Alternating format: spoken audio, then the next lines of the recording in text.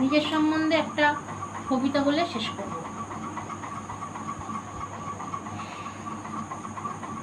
কবিতা না, একটা অন্যরকম অনুভূতি, দুই একটা কথা। আজ অনেক রকমভাবে নিজেকে বিসর্জন দিয়েছি।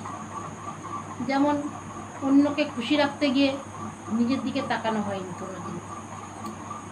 তাই নিজের প্রতি আমার কখনো নিজেকে নিয়ে গড়বো, নিজেকে নিয়ে ভাববো, নিজের প্রতি সময় দেব, ভাবা হয়নি। কিন্তু এটা ভাবা হয়েছে অন্য মানুষরা কিভাবে ভালো থাকবে, অন্যেরা কিভাবে ভালো থাকবে, তার জন্য তাকে কিভাবে ভালো রাখবো, সুস্থ রাখবো, সেইটা ভেবে সারা জীবন লড়াই করে গেলাম সেই জন্য। কিন্তু পরে দেখলাম আমি আমার নিজের জিনিসটাকে, নিজের মনটা বা নিজেকেই নিজে হারিয়ে ফেলে তাকে উপকার করে আমি খেলাম বাস। সেই তখন আমার নামে এমন নিন্দা করছে শুনতে পেলাম, তখন মনে হচ্ছে হায় রে পোড়া কপাল আমার, আমি কেন নিজেকে সময় না দিয়ে, নিজের কাছে নিজেকে না, নিজের সঙ্গে না মিশে কেন তার উপর তাকে আমি ভালো করতে গেলাম। তাও আমার শিক্ষা হয়নি। তাও এখনো পর্যন্ত ভাবি কি ওই ওরা এইভাবে ইয়ে করছে, মানে একটু মনটা একটু অন্যরকমভাবে খোঁজা দিলেই ভুলে যায়, বলে গিয়ে তার আবার তাকে করতে যায় উপকার, পরে সেই বাসটাই, সেই বেইমানির থুতুটাই আমার কাছে আসে উপর হয়ে শ্রেষ্ঠ উপকার।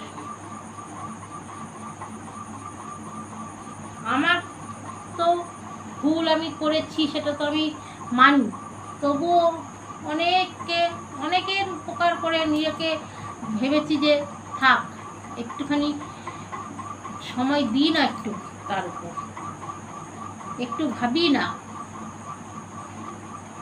কিন্তু পরে দেখি যে আমি নিজেকে নিজে ভাবার যে জিনিসটা আমি নষ্ট করেছি সেটাই আমার কাল। তাকে দিলাম আমি আমার নিজের সময় নষ্ট করে, আমার নিজের মতন করে আমি নিজে সরল মনে তাকে উজাড় করলাম, করে তাকে সময় দিলাম, তার সঙ্গে যা কথা বলে তাকে তার মন খারাপের সঙ্গী হলাম, অথচ আমার মন খারাপের সময় সে আমাকে পাছা ঘুরিয়ে দিয়ে চলে গিয়ে বলে তুমি আমার জন্য কী করেছো যে আমি তোমার জন্য করতে যাব। পুরো জিনিসটা ভুলে অস্বীকার করে দেয়। এই জিনিসগুলো সত্যি এক এক সময় যখন ভাবি কষ্ট লাগে। আবার পরের দিন একটু সে যদি ফোন করে বা সে যদি আমাকে একটু অন্যভাবে কথা বলে, তখন না আমি ভুলে গিয়ে আবার তার উপকার করতে চলে যাই। পরে ভাবি এরকম তিন চারবার ভাবতে এক সময় তখন ভাবি একটা তো বাংলায় প্রবাদ আছে, ন্যাড়া একবারই বেলতলায় যায়। তা আমি তো বারবারই বেলতলায় যাচ্ছি, বারবারই বেলতলায় গিয়ে বেলের আঁচড় খাচ্ছি, তবুও আমার শিক্ষা হয় না। আঁচড়ের দাগ এখনো মনের মধ্যে ক্ষত হয়ে আছে, তবুও আমার শিক্ষা হয় না যে আবার হয়তো সে ফোন করে আমাকে বলবে এরকম ভেবো না, এরকম ইয়ে করো না, যা হবার হয়ে গেছে, আবার তার বাড়ি গিয়ে তার উপকার করতে চলে যাবো, পরে আবার সেই কাটার আঘাত খেতে হবে। তাই অনেক দিক দিয়ে নিজেকে নিজে নষ্ট করে ফেলেছি, নিজের জীবন নিজেই নষ্ট করেছি। অন্যের দোষ দিয়ে লাভ নেই, মেন জীবন নষ্ট করার ক্ষেত্রে আমিই দায়ী।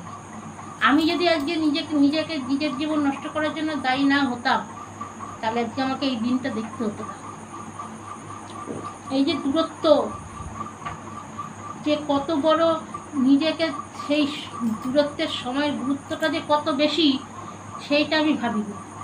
আমি আমার মতন করে নিজের মতন করে সময়টা আমার নিজেকে নিজের সাথে দূরত্ব সৃষ্টি করেছি। এই দূরত্ব এখন মেটানো তো আমার পক্ষে আর সম্ভব না, আমি জানি, তবুও চেষ্টা করছি যতটা পারি নিজের মতন করে নিজেকে সময় দিয়ে সেই দূরত্বকে কাছে আনার চেষ্টা করছি, যাতে নিজেকে আবার নতুনভাবে তৈরি হতে পারি।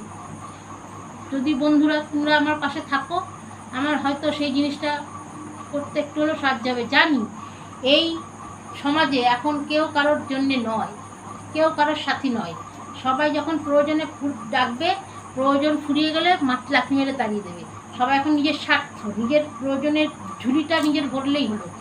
এখন নিজের প্রয়োজনের ঝুলি ভরতে গিয়ে যদি যে যার যখন তাকে উপকার সে করেছে তাকে ভুলে যেতে পারবো, তাকে অস্বীকার করা যায়, কিন্তু আগে নিজের ঝুলিটা ভরার জন্য সবাই এখন খুব ব্যস্ত।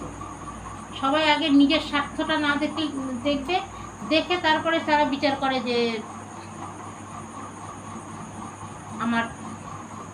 আমাদের উপকারের ব্যাপারটা, কিন্তু নিজের ঝুলিটা আগে ভরে নেয়।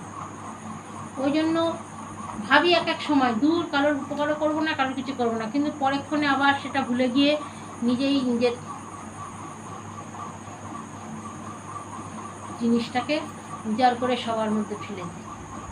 জানি এর কোনো ক্ষমা নেই, হয় এর কোনো হয় না। যথেষ্ট পরিমাণে অন্যায় করে যাচ্ছি নিজের ওপর, যথেষ্ট পরিমাণে নিজের প্রতি অত্যাচার করে যাচ্ছি। জানি এই অত্যাচার সেই যতদিন না আকাশে উঠবো ততদিন এই অত্যাচারের হবে না। তবুও এখন অনেকটা হয়েছে যে যে যাই বলুক, যে যাই করুক, যে যাই ভাবুক, আমি আমার নিয়মেই চলবো, আমার মতন করে চলবো। দেখি না কতটা এগোতে পারি। সবাই আমার কথায় কি মত একটু প্লিজ